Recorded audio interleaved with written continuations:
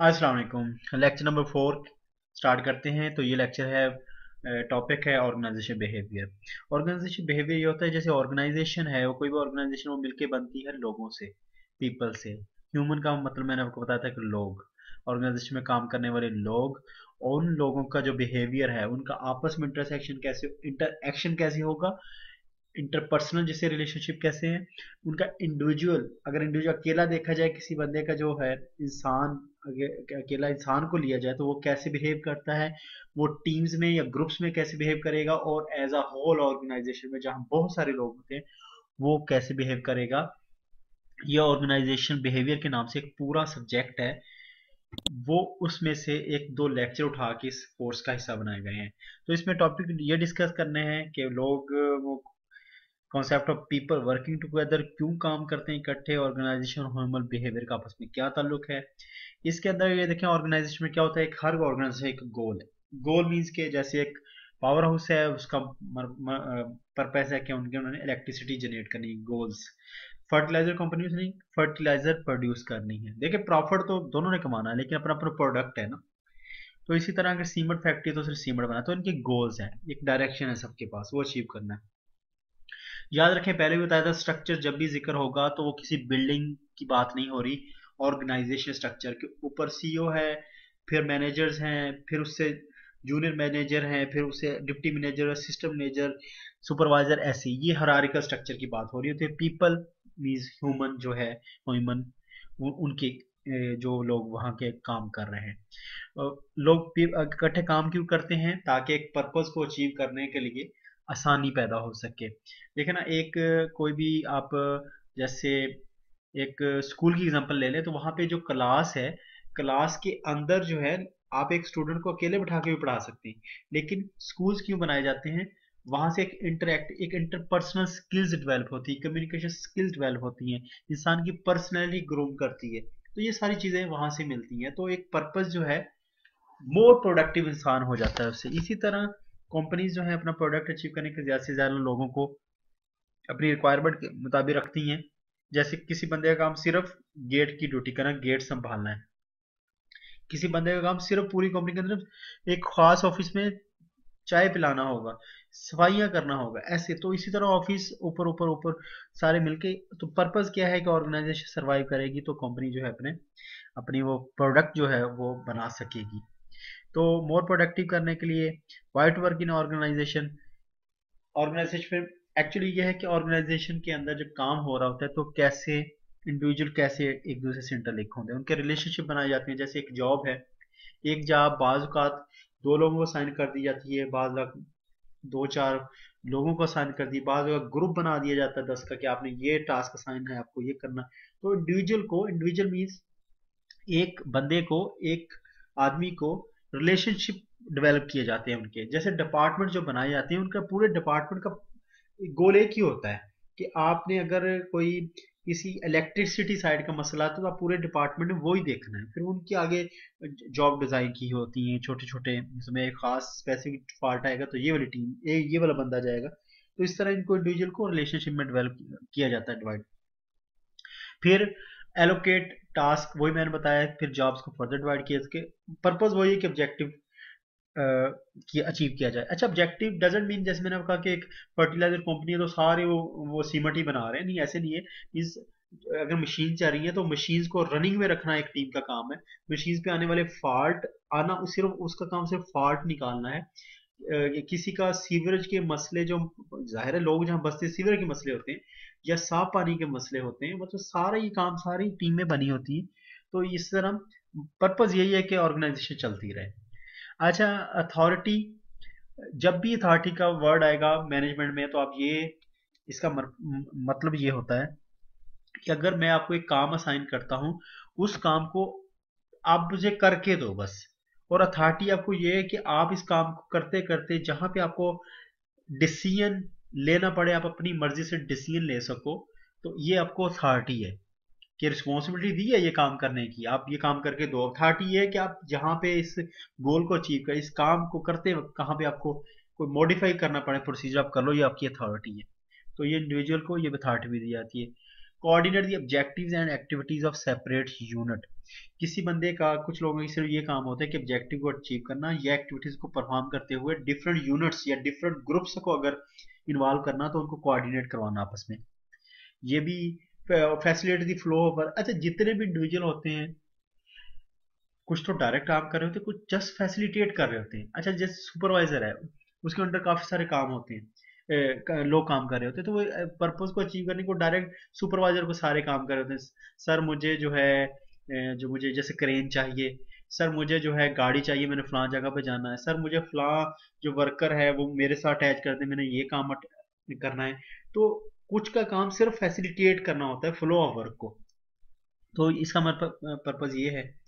अच्छा, ये यहाँ तक जो था ये हैंडआउट्स के साथ मैच कर रहा था, तो मैं हैंडआउट्स को भी फोकस करूंगा, क्योंकि लोगों ने कहा कि मुझे हैंडआउट्स पे आप फोकस करें, स्टूडेंट्स ने कहा मुझे हैंडआउट्स पे फोकस करते हैं। अच्छा, ऑर्गेनाइजेशन पे भी जैसे मैंने बताया है कि ये हम डिस्कस कर चुके हैं स्लाइड्स में, और ये वाला ऑर्गेनाइजेशन बिहेवियर मैं आपको बता चुका हूँ कि इसका फोकस क्या है।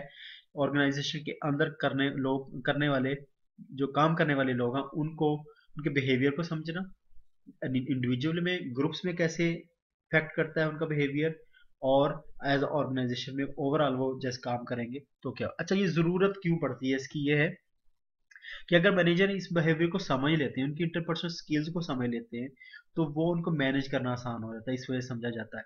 फिर ये वाला देखें, फोकस ऑन इम्प्रूव प्रोडक्टिविटी। ये जो ओबी है, इससे जब आप किसी को बिहेवियर समझ लेते हैं, उसे काम लेना आसान होता है, तो फिर प्रोडक्टिविटी इंक्रीज होती है। Reduce absenteeism. एब्सेंटिज्म का वर्ड आप समझ लें, एचआर का वर्ड है कि जब आप, आपका वर्कर मुतमिन है तो वो छुट्टियां कम करता है। एब्सेंटिज्म में छुट्टियां, वो कितनी छुट्टियां करता है, तो रिड्यूस एब्सेंटिज्म, आप अच्छे तरीके डील करें। टर्नओवर भी एक एचआर की टर्म है। टर्नओवर का मतलब कि आपकी एम्प्लॉय, कंपनी के एम्प्लॉय कितने छोड़ के जा रहे हैं और कितने अब नए रख रहे हैं हर साल, ये टर्नओवर है। Increase employ citizenship. Employ citizenship भी एक टर्म है एचआर की, वो समझ लें। जैसे आप पाकिस्तान के सिटीजन हैं, पाकिस्तान के शहरी हैं, आप कहीं पे भी बोलेंगे तो एक खास आपके लिए पाकिस्तान के लिए आपके लिए मोहब्बत होगी, आप हमेशा पाकिस्तान की फेवर में ही बात करो, पाकिस्तान के अगेंस्ट नहीं जाओगे अगर कहीं किसी और फोरम पे बात करोगे। इसी तरह इम्प्लॉय सिटीजनशिप होती है कि आप कंपनी को ऑन करो, मैं कंपनी से हूं, कंपनी मुझसे है। ये जो है इसको कहते हैं इम्प्लॉय सिटीजनशिप। इससे ये होता है कि कंपनी में फिर ज्यादा इंटरेस्ट से काम करता है, कहीं रिप्रेजेंट भी करे तो पूरे, कहते हैं ना, पूरे दिलो जान से काम करता है कंपनी के लिए। एम्प्लॉय सिटीजनशिप के पीछे कॉन्सेप्ट ये है। जॉब सेटिस्फेक्शन ये है कि आप अपनी जॉब से मुतमिन, आप कहीं बैठते हैं तो अपनी जॉब की बुराइयां नहीं करते, अपनी कंपनी की बुराइयां नहीं करते, आप कहते हैं अल्हम्दुलिल्लाह मैं बड़ा खुश हूँ, मेरी जॉब, मेरी कंपनी मुझे मुझे ये दे रही है, मैं अल्लाह का शुक्र, मैं अपनी जॉब, मुझे मुतमिन है। कोई कहता है अगर जॉब स्विच करनी पड़े तो वो कहेगा नहीं, मैं मुतमिन हूँ, हाँ बहुत ही कोई अच्छा ऑप्शन मिल जाए तो फिर मैं चेंज करूँ, ये जॉब सेटिस्फेक्शन है। मेरा फोकस है कि टर्मिनोलॉजी आपको आम लफ्जों में अगर मैं समझा पाऊँ तो उससे ये होगा कि आप अगर ये पैराग्राफ, बड़े बड़े पैराग्राफ खुद पढ़ेंगे तो फिर इंशाल्लाह इजी हो जाएगा। अच्छा जी, मैंने कुछ चीज़ें जो हैं वो की हुई हैं, उसको क्या नाम है, हाईलाइट किया हुआ है, तो वो आपके लिए अगर मैं आपको एक्सप्लेन कर दूंगा तो वो आपके लिए आसान हो जाएगा। अच्छा, ये यहाँ पे लिखा है ऑर्गेनाइजेशन जो ओबी है, ऑर्गेनाइजेशन बिहेवियर, इसका फोकस पर्सनैलिटी भी होता है, परसेप्शन पे होता है, लर्निंग और मोटिवेशन पे। ये सारी चीज़ें जस्ट ह्यूमन का बिहेवियर समझ के, ह्यूमन के इंटरपर्सनल स्किल समझ के, या एक इंडिविजुअल का, ग्रुप्स का बिहेवियर समझा के, तो वो ये सारी चीज़ें फोकस में रख के प्रोडक्टिविटी इंक्रीज कर रही होती है। अच्छा जी, यहाँ पे जो है ये है goals of organization behaviour. Goals क्या हैं, मैंने बताया कि एम्प्लॉय प्रोडक्टिविटी, मतलब वो जो बिहेवियर समझ रही है एक आम बंदे का जो कंपनी में काम कर रहा है, आखिर समझ के करना क्या है, उससे ये होगा कि एम्प्लॉय प्रोडक्टिविटी बढ़ेगी, रिड्यूस एब्सेंटिज्म बढ़ेगा, कम होगा एब्सेंटिज्म, और टर्नओवर भी रिड्यूस होगा कि एम्प्लॉय कंपनी में ही रहेंगे, छोड़ छोड़ के नहीं जाएंगे, उनको डील करना आप अगर बेहतर तरीके डील करें। इसकी एग्जांपल ऐसे है, जैसे अगर कोई एम्प्लॉय है, अच्छा काम करता है, आप उसको रिवार्ड देते हैं, बुरा काम करने वाले को थोड़ा डिस्करेज कर देते हैं ताकि वो दोबारा ये काम ना करे, तो उससे क्या होगा, वो सेटिस्फाई रहेगा कि यार एटलीस्ट मैंने अच्छा काम किया, मुझे रिवार्ड मिला, मेरे मुकाबले में उसने बुरा किया तो उसको सजा भी मिली है। तो ये नहीं है कि दोनों बराबर हैं ऐसे। अच्छा जी, यहाँ पे एटीट्यूड। एटीट्यूड मैं आपको समझा देता हूँ एटीट्यूड क्या है। जो हमारी जो इमोशंस और फीलिंग है ना किसी खास चीज के लिए, उसको ना एटीट्यूड कहते हैं। अच्छा, मैं एटीट्यूड बिहेवियर हम कंफ्यूज करते हैं, मैं थोड़ा आसान लफ्जों में समझाने की कोशिश करता हूँ। जैसे मुझे कोई खास इंसान अच्छा लगता है, ठीक है, तो वो उसका मतलब वो मेरा एटीट्यूड है टुवर्ड्स दैट पर्सन, कि मुझे वो अच्छा लगता है। कोई चीज मुझे अच्छी लगती है, वो मुझे एटीट्यूड है टुवर्ड्स दैट पर्सन। अच्छा, जो बिहेवियर होता है ना, बिहेवियर होता है कि जो खास इंसान से बात करते हो, आपका क्या मतलब है, खास सिनेरियो के अंदर क्या क्या उसके साथ किस तरीके से आप बात कर रहे हैं ना। जैसे मैं, ठीक है, वो इंसान मुझे अच्छा लगता है, लेकिन क्या है, को मेरा वर्कर एक अच्छा है, तो खास मौके पे वो गलती करता है, ठीक है, तो वो मैं उसको उस टाइम उसको डांट देता हूँ। या वो हमेशा अक्सर काम करता, तो उसके लिए मैं हमेशा उससे अच्छे से पेश आता हूँ। तो क्या कहेंगे कि बॉस का इस बंदे के साथ बिहेवियर बड़ा अच्छा है। अच्छा, उसकी बेस वही होगी कि कोई मेरी इमोशंस या बिलीफ्स उस बंदे के बारे में किसी खास बुनियाद पे होते हैं ना, ऐसे तो आप किसी बंदे को पसंद नापसंद नहीं करते ना। तो बिहेवियर, उससे बात करते हुए स्पेसिफिकली जो मैं उससे किस तरीके से बात करूं, ये बिहेवियर है। इमोशनल फीलिंग अपने अंदर रखना किसी के लिए, वो एटीट्यूड है। अच्छा, एटीट्यूड कॉग्निशन से बनता है, इफेक्ट से बनता है, बिहेवियर से बनता है, ठीक है। बिहेवियर में आपको एक्सप्लेन कर दिया। इफेक्ट, ये फीलिंग्स और इमोशंस जो हैं, ये इसको कह रहा है ये। सेकंड फैक्टर थिंकिंग, ये है कि हम, जब मैंने जैसे कहा कि किसी भी इंसान के बारे में हम जब अच्छा या बुरा सोचते हैं, कि हमें अच्छा लगता है बुरा, तो उसकी कुछ उसके के लिए हमारे हमारे पास कुछ नॉलेज होता है, इन्फॉर्मेशन उस बंदे की, उसकी ओपिनियंस या बिलीव कुछ तो हमारे पास होता है ना, जिस बेस पे करते हैं। तो ये कॉग्निटिव मीन्स प्योरली आपके जहन से मतलब, आप जहन में उसके लिए क्या रखते हैं, फिर उसके ऊपर आप फीलिंग डेवलप करते हैं, और फिर उसके रिएक्ट करते हैं। ये सारा कंपोनेंट है एटीट्यूड के।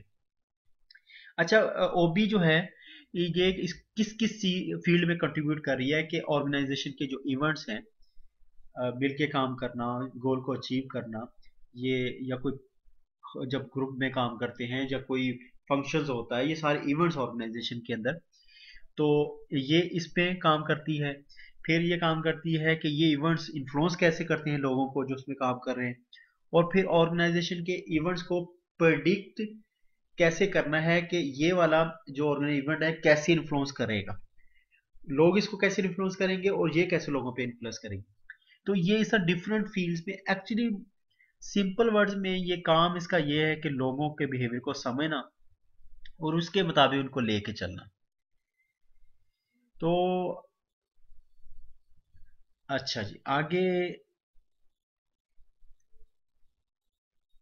हाँ जी, ये जो पैराग्राफ है, ये पैराग्राफ जो इसके अंदर जो चीजें हैं, वो सारी चीजें यहाँ पे हैं। मैं आपको यहाँ से वो एक्सप्लेन कर देता हूँ ये। अच्छा, ऑर्गेनाइजेशन और ह्यूमन बिहेवियर का आपस में इसमें बता रहा है कि ताल्लुक क्या है, मीन्स क्या क्या चीजें हैं। जो बिहेवियर है ना, कहते हैं इंसान के बिहेवियर बनता कैसे है, इसमें वो बता रहा है। क्योंकि जो इंसान का बिहेवियर है, वो पर्सनैलिटी या पर्सन के अंदर क्या क्या स्किल्स हैं, उसकी पर्सनैलिटी का आगे आएगा। पर्सनैलिटी क्या है, उसके परसेप्शन। परसेप्शन ये है कि एक खास पॉइंट, जो भी कोई भी पॉइंट ले ले, जैसे मैं कहता हूँ कि जो है किसी खास मौके पे सच बोल के झूठ बोल के जान छुड़ाना ठीक है, ठीक है, वो मेरा परसेप्शन है। आप डिसएग्री कर सकते नहीं यार, ऐसे कैसे, उस मौके पे भी सच बोलना चाहिए। तो ये परसेप्शन है, किसी खास चीज के मतलब आपका क्या जहन है, तो ये परसेप्शन है। एटीट्यूड बता दिया। वैल्यूज ये होती हैं कि इंसान की अपनी इकदार कैसे, वैल्यूज को अगर जैसे मैं आम सिंपल अल्फाज में बताऊं, कि कोई बंदा कहता है कि नहीं यार, अगर कोई किसी से प्रॉमिस करो तो पूरा करो, झूठ नहीं बोलो, हमेशा सच बोलो, किसी के साथ कमिटमेंट की है तो पूरी करो, ईमानदारी से रहो, ठीक है। तो मीन्स के इस तरह की किरदार जो इंसान की होती है ना, कि वैल्यूज, कि जी अगर किसी को टाइम दिया तो उससे टाइम पे पहुंचो, उस टाइम पे कोई काम का कहा है तो उस टाइम पे पूरे पे करके दो। ये इंसान की अपनी अपनी, आपने देखा कुछ ये खसूसियात लोगों में पाई है, तो ये एक्चुअली उस बंदे की वैल्यूज हैं। एथिक्स की जब हम बात करते हैं, हम इखलाकी तौर पे किसी चीज के सही और गलत होने की बात करते हैं, ठीक है। इसकी एग्जांपल अगर हम ऐसे कहें कि जैसे कितार लगी हुई है, एक रो लगी हुई है, जैसे बिल जमा करवाने में लग जाती है अक्सर, या कोई काम करने में। तो एक बंदा आता है, इमरजेंसी में है, वो आया और वो लाइन तोड़ के आगे चला गया, या वैसे ही कोई लाइन तोड़ के आगे चला गया। और उसका काम भी हो जाता है, वो काउंटर पे बैठा बंदा उसको काम भी कर देता है। हम इसको एथिकली गलत कहेंगे कि उस बंदे ने भी गलत किया है, जिसने इसको वो काम कर दिया, काउंटर पे लाइन तोड़ के गया है, इसने भी गलत किया। तो ये एथिकली करेक्ट इनकरेक्ट इस तरह हम डिसाइड करते हैं। तो एथिकली करेक्ट या इनकरेक्ट होना, सही गलत होना भी सोसाइटी टू सोसाइटी वेरी करता है, कंट्री टू कंट्री वेरी करता है। अब आपको पता है कुछ चीजें हमारे मुल्क में अनएथिकल है, लेकिन फॉरेन कंट्रीज में या गोरों के मुल्कों में एथिकल भी हैं। ठीक है, वही चीजें। इन्वायरमेंट हमारे इर्द गिर्द का इन्वायरमेंट, क्योंकि हम ऑर्गेनाइजेशन को डिस्कस कर रहे हैं तो इसके अंदर ऑर्गेनाइजेशन है, वर्क ग्रुप मीन्स के काम के लिए जो आपके ग्रुप बने हुए, जॉब जॉब मीन्स जॉब के होते हुए आपको जो जॉब असाइन हुई हुई उसका भी आपके, वो भी आपका इन्वायरमेंट है कि कौन सी जॉब आपको असाइन की हुई है। और क्योंकि आपने वो फिर जॉब के लिए वो एक खास जगह पे रहना है और उधर वही एरिया पे काम करना, ये जॉब है आपकी। पर्सनल लाइफ क्या आपकी डेली की लाइफ आफ्टर जॉब, आपकी घर के हालात, आपका जॉब के बाद उठना बैठना किन लोगों में, ये सारा बिहेवियर पे इफेक्ट करता है। ठीक है, ये हो गया जी पर्सनल और स्किल्स एबिलिटीज। ये वन बाय वन जैसे एक्सप्लेन किया हुआ है। तो स्किल्स एबिलिटीज बड़ी सिंपल चीज़ है कि आपको किसी भी काम को काम करने के लिए जो आपको स्किल्स चाहिए होती हैं, जो महारत चाहिए होती है, एबिलिटीज होता है ना कि महारत भी है, लेकिन बाज को बंदा पूरी तरह कन्वे नहीं कर पा रहा होता, पूरी तरह काम नहीं कर रहा होता है स्किल्स होने के बावजूद। तो एक एबिलिटी भी स्किल्स के साथ ही रिलेटेड चीज है कि जैसे एक बंदे को सब पता है, ठीक है, वो ठीक है, उसमें स्किल्स है, सब पता है, लेकिन उसमें कन्वे करने की एबिलिटी नहीं है। ठीक है, तो ये इस तरह की चीजें हैं, मतलब दोनों चीजें इंटर रिलेटेड है। तो ये हो गया पर्सनैलिटी जैसे है। फिर 5 मेजर डायमेंशंस पे पर्सनैलिटी, हम कहते हैं ना पर्सनैलिटी, कोई बंदा खूबसूरत दिखता है तो बड़ी पर्सनैलिटी है उस बंदे की, तो ऐसे नहीं है। ये ये डिफरेंट तरीके से पर्सनैलिटी होती है, साइकोलॉजी में होती है पर्सनैलिटी वैसे तो, वहां से ये निकाला होता है। यह पहला है कॉन्शियसनेस। ठीक है, ये है किसी इंसान का किसी पर्सनैलिटी, हम उस बंदे की पर्सनैलिटी कहेंगे जो बड़ा रिलायबल हो, आप उस पर रिलाई कर सकते, आप उस पर डिपेंड कर सकते हैं। कोई भी काम उसको देते, बड़ा केयरफुल ऑर्गेनाइज किस्म का जो इंसान होता है ना, उसको कहते हैं यार क्या पर्सनैलिटी है, टाइम से करके देता है। तो ये कॉन्शियसनेस है। नीचे चीजें डिफाइन की हुई, मैं आसान लफ्ज में आपको बता रहा हूँ। एक्सट्रोवर्जन इंट्रोवर्जन ये चीज है कि जैसे कुछ लोग होते हैं वो घुल मिल के रहना पसंद करते हैं, गपशप में हर टाइम ग्रुप में रहना पसंद करते हैं, वो एक्सट्रोवर्जन लोग हैं। कुछ लोग होते हैं आइसोलेशन में, अकेले ही बैठे रहना या बुक पढ़ते रहना, पास लोग भी बैठते हैं, बात करना पसंद ना करना, अपनी अपनी नेचर जैसी होती है। एक्सट्रोवर्जन टॉकेटिव के टाइप, इंट्रोवर्जन बस चुपचाप जो आइसोलेशन में रहने वाले। ओपननेस टू एक्सपीरियंस, ये भी पर्सनैलिटी का हिस्सा है कि आप हर टाइम चैलेंज को एक्सेप्ट करने के लिए तैयार हैं। जो है ना रिस्क टेकर टाइप, कोई मसला नहीं यार, कर लेते हैं, करके देखते हैं, वो ये पर्सनैलिटी का हिस्सा है। इमोशनल स्टेबिलिटी, किसी आप डिप्रेशन में आपको कोई मुश्किल आन पड़ी है, अब उसमें कैसे बिहेव करना है, आपको उस टाइम आपकी क्या इमोशंस होंगे, एंक्शंस, डिप्रेस, एंग्री कोई सिचुएशन आ जाती है तो उसमें आप कैसे बिहेव करेंगे, ये आपकी इमोशनल स्टेबिलिटी है। अच्छा, एग्रीएबलनेस भी, फ्लेक्सिबिलिटी है आपके अंदर, कोई ऐसी है कि आप किसी को मतलब किसी एग्री भी करते हैं कि बस हमेशा अपनी मनवाने की पड़ी रहती है आपको, बोसी टाइप नेचर है, या थोड़ा आप मिलजुल के काम करने के आदि, ये सारी पर्सनैलिटी के करेक्टरिस्टिक हैं, डायमेंशंस है। अच्छा जी, आगे locus of control. Locus of control ये है जिससे आप किसी बंदे को काम कहें ना कि ये काम हो जाएगा, वो कहें फिक्र ही ना करो हो जाएगा, हालांकि उसको नहीं पता ये काम जो है इसने मुझे बताया इसके अंदर क्या क्या मुश्किलात हैं, उसको अपने ऊपर इतना एतमाद है कि मैं ये काम कर लूंगा। तो ये इंसान का लोकस ऑफ कंट्रोल होता है कि अपने ऊपर इतना एतमाद के रिजल्ट्स रास्ते में आने वाली रेजिस्टेंस को देखे बगैर हम कह देना कि हाँ हाँ कोई मसला नहीं, कर लूँ।